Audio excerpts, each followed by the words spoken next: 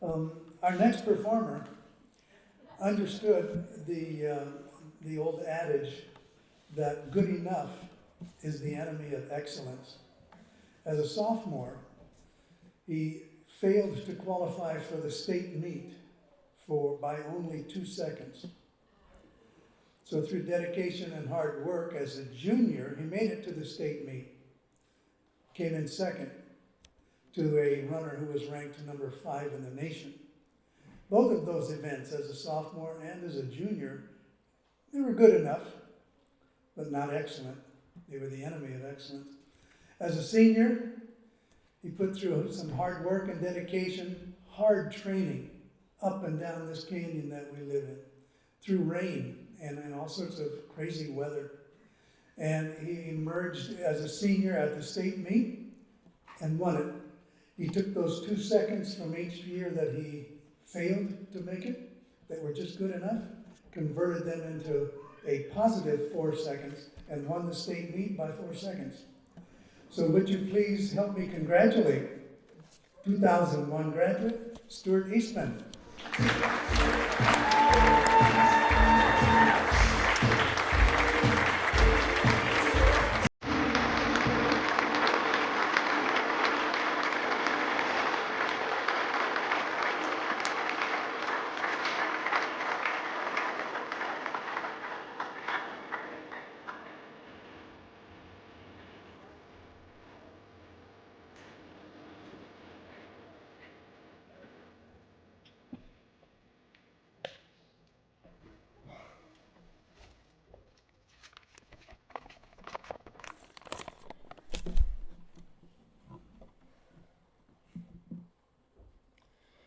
Before I begin, I'd like to personally thank the committee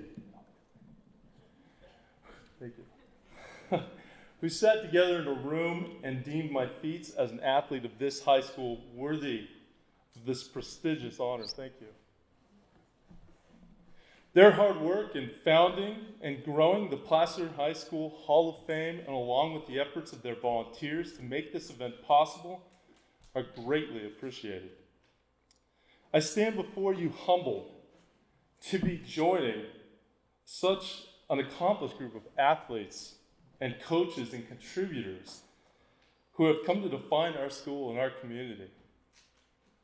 And I want to start by congratulating my fellow inductees whom I shared the stage with today. It's been a real joy hearing some of your stories. Being a part of this school's cross-country team was a great experience. I've been recalling memories from those days, and countless stories have surfaced. But my strongest memories have not been of the races I've won or of the hundreds of workouts I did alone, but a select group of people who have helped me find that success along the way. I count myself fortunate to have the influence and friendships of so many good people in this town. My own regret is that this speech will fall short of the full breadth of expression of my gratitude for all those I mentioned today, and the many others I wish I could have had more time to include. My teammates were unforgettable. Take my word for it, for they were iconic characters worthy of title roles in a book. They were dedicated, intelligent, and when it came down to it, they raced with all their hearts and helped us capture 3 league titles, a section title, and qualify as a team for state 2 years in a row.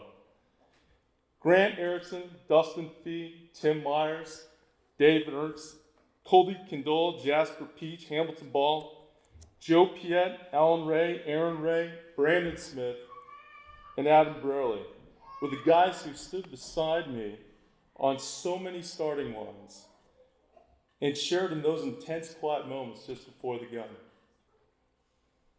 And it was very encouraging for me knowing I was surrounded by my friends. Those teams were a testament of our coach, Ron Hyatt, who cultivated a culture that defined what it meant to be a Hillman and Hillgals, with team events like the Hillman Hill Climb and the Cardiac Challenge. Coach Hyatt challenged me to a whole new level of racing that opened my eyes to possibilities. And he had a gift for always knowing the right thing to say before races, during races, and most especially after races, particularly the ones I lost. Where is Coach Hyatt? Coach Hyatt, thank you. Two other people I listened to a lot during those high school years were Pastor Bruce Lundberg and Dr. John Schaefer, two family friends from the Lutheran church my family attended. We spent many hours discussing a variety of topics that helped me to find meaning in my running and perspective in its challenges. The wisdom they shared with me in those years helped me to see the bigger picture that went well beyond running. To John and to Pastor Bruce, I can't thank you enough for the time you shared with me. Thank you. And as a runner, there are times when workouts and long runs can feel far longer than they actually are, especially when you're alone. But occasionally, I enjoyed the company of two other really phenomenal runners from this community. Mo Bartley and Brian Hacker have included me as one of their running buddies since high school.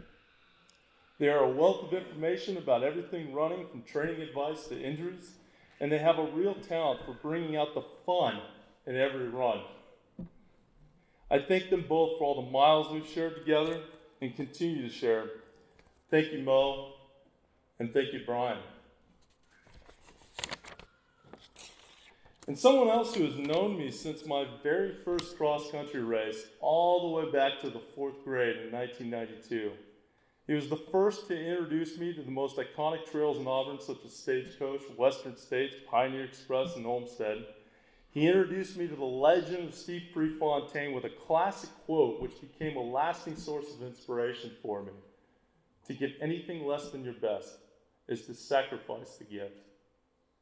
I want to take this moment now to recognize Randall Fee.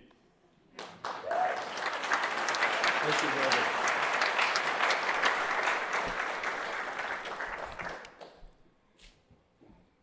Every story has a beginning, and though this one finishes with me winning a California state title, there's one person who started it all, my father. Nearly every morning before school, and as far back as I can remember, my dad used to wake up my sisters and I for a morning run. We were not happy about it. But in spite of our resistance, somehow he got us out there. We'd run a couple miles before dawn to a spot overlooking the canyon, and then we'd stop just long enough to watch the sunrise over the Sierras before returning home. As we got older and faster, our dad would send us out on additional loops so we could run extra miles, but still finish together.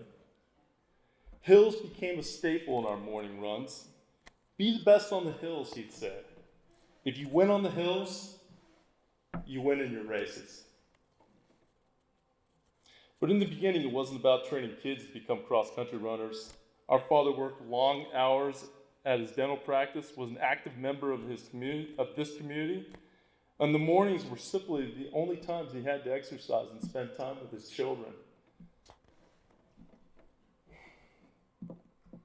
Dad, thank you for all our runs together and all those sunrises that went with them. They truly were spectacular.